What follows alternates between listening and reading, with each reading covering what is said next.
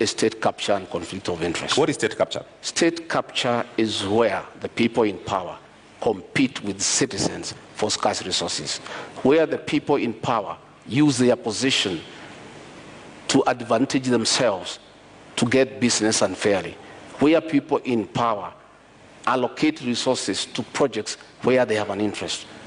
I have an example. In the year 20, I want to tell you what is state capture and conflict of interest. This is a Gazette Notice Legal number 1112, dated 26 June 2019.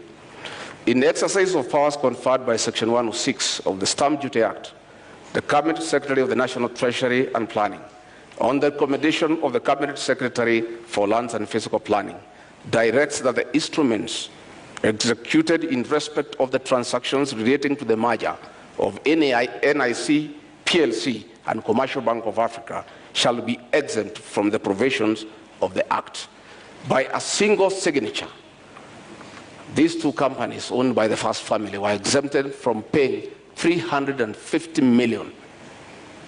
These are rich banks who have made money from domestic borrowing. They have lent money to government. They are in Fuliza. The owners are the richest people in Kenya. They were exempted from paying 350 million, money that can put up 35 level 3 hospitals in Kenya. That is conflict of interest and state capture. That is chronic corruption. It's worse than the corruption associated with public procurement. And that is what we must deal with. Okay. We must deal with state capture. We must deal with conflict of interest.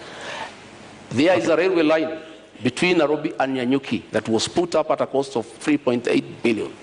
That railway line serves one company that supplies fuel to Nyanyuki. All right, Honorable Gachagua, thank you very much for this. Unfortunately, I cannot authenticate this document. You asked me what is state capture. I'm giving you time, but I cannot authenticate the document that you just read right now. So I've seen in your manifesto that you would put a commission to investigate these crimes. Would you go after the first family? We will not go after anybody. We'll go after all those who are in state capture and conflict of interest.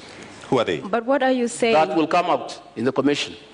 I'm saying there will be a commission because the real corruption that we need to deal with, not what Honorable Mother is talking about, is state capture and conflict of interest, where the people in power have used their offices to usurp public resources to their advantage and to the disadvantage of the rest of Kenyans. You are aware that the milk industry has been monopolized by state capture and conflict of interest, where the owners of that monopoly decide how much to buy from the farmers and how much to sell to the consumers. So, Honorable, and extort the people of Kenya. That is state capture. And the real corruption is state capture and conflict of interest. What is state capture? State capture is where the people in power compete with citizens for scarce resources, where the people in power use their position to advantage themselves to get business.